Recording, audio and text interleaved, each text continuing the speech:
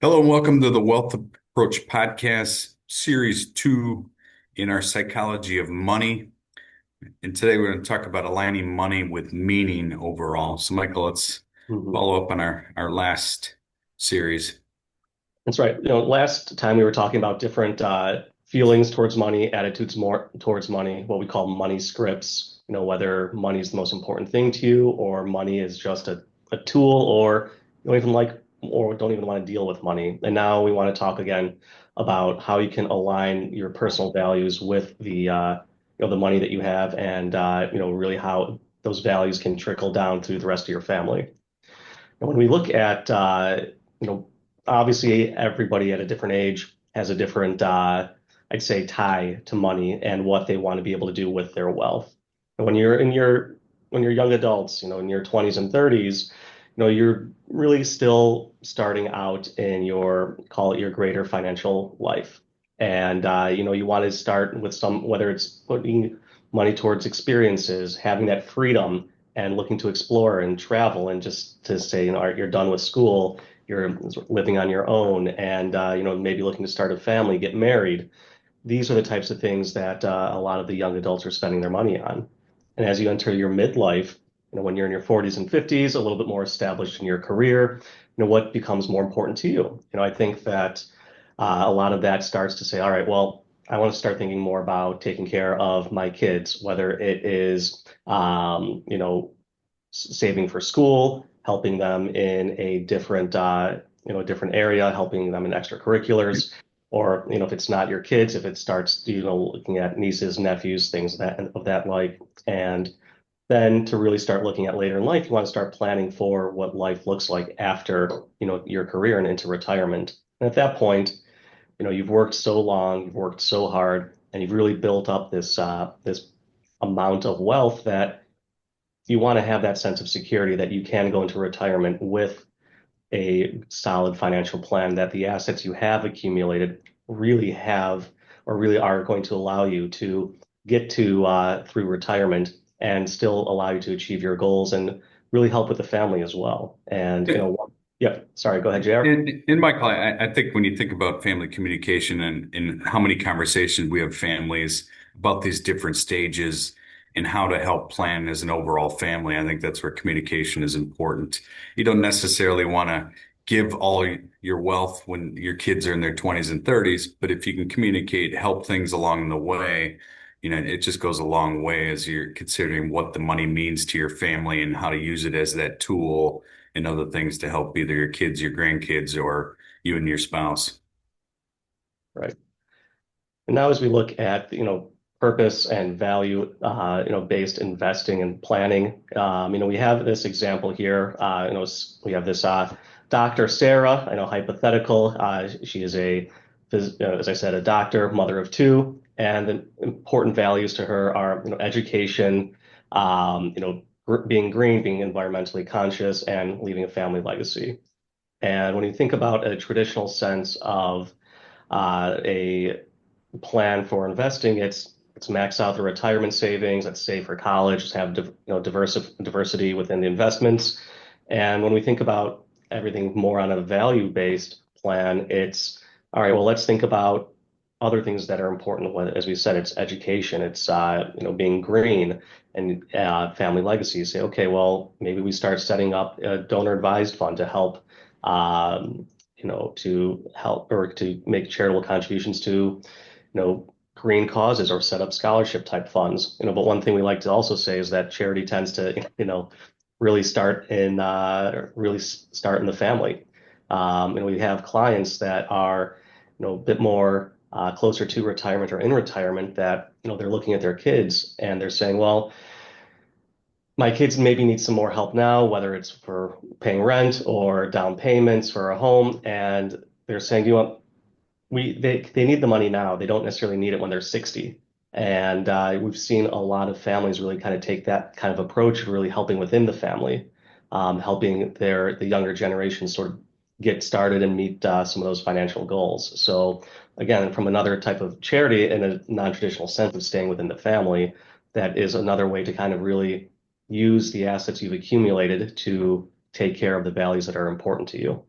And Michael, I think the financial plan is such an important tool with identifying how much do I need, right? And I think when you've created a lot of wealth, you know, everybody's bias is to continue to invest and save and accumulate to higher and higher values, right? Which is great. On the other hand, another approach is to identify with your financial plan, what's the most me and my spouse will need to sustain our lifestyle and all of what we want to accomplish, right? And you set that number and you're on. Once you've identified that, there's typically an excess amount that's available. And that's where you can consider some of these alternative approaches to fund charity or to help your children. And it's financial plan's a great tool to make sure you're on track. Because again, right now the markets have done fairly well as we approach, all-time highs again. On the other hand, there's ups and downs to the market. So even if you set a plan and it's typically looks like, a slow, steady approach, you make adjustments year to year where, some years are better than others and you can fund other things and some things you delay. But that financial plan is an important tool to really identify what's available, keep you on track and keep your overall family and solve for everything you want to do as an overall family as well. As we look at the idea of legacy planning as well, it's this, not necessarily this idea of let's come together and have a mission statement of what we want the family to do. But again, it's kind of Jared gets back to what you're saying about, communication. When we look to have family meetings, yes, we talk about the different trusts, the different entities, the assets, how things flow from one generation to the next, and we do talk about why the money is important, especially for the wealth creators and what they really want, the values and the principles they want to see move down the family as well. But what we find to be really the most important aspect of these meetings is really on the communication side of making sure that, if I'm a grandparent, that my kids and grandkids are all set up in a way that they're going to be able to understand the value that's coming to them, both monetary and more on the you know, philosophical side, but also they want to be able to ensure that there's this general understanding of what's really going on, and we think that's a very important plan or important thing to do because with the overall financial plan, as Gene used to say, there's three things you can do with money. You can spend it, you can give it away, and you can give it to the government, and we want to make sure that we're maximizing those first two for you. And Michael, I think as you think about the legacy and family meetings, I mean, we've done so many of these over the years, and the stories are critically important because a lot of times your kids or grandkids are stuck in the moment as your family is growing. They don't know your struggles, what you went through to create the wealth, the ups and downs, the wins, the challenges.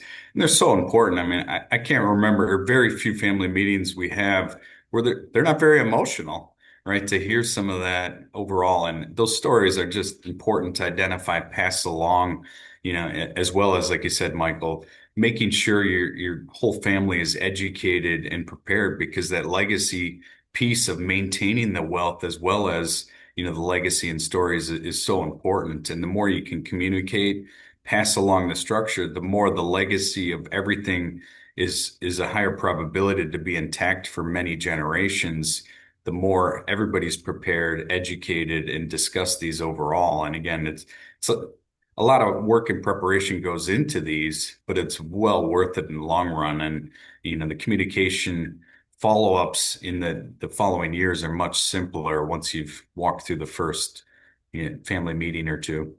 That's right. And so now, as we kind of look to wrap up, this recording, one thing that we want to or to really talk about is really to how to identify sort of the financial values that are important for you.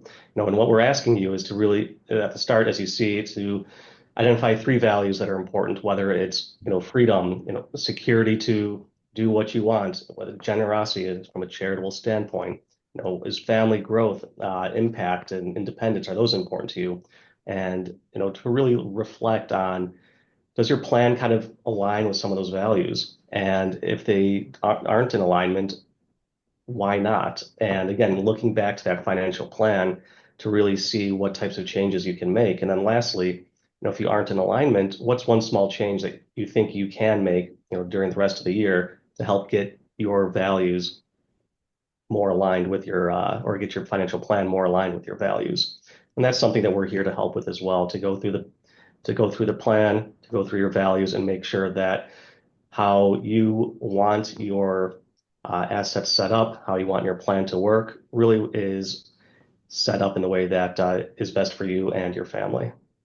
And Michael, I think as we've gone through the family meetings, another big consideration we've seen as you sit down is then ultimately your kids, your grandkids getting their wills, their trust, their plan in order to make sure it fits with the overall family. Because too many times it's great to communicate down, but if you don't complete the whole process, between generations and make sure it fits together, it's so important. And then once you've completed that overall family communication and plan, the adjustments and changes in the future are much simpler. But again, it's going back to those three considerations, Michael, of avoiding taxes and fees. I mean, once things are in alignment, it's much simpler to pass. And again, bringing that legacy sustainability together is you just see a much higher probability of success for the overall family for generations into the future.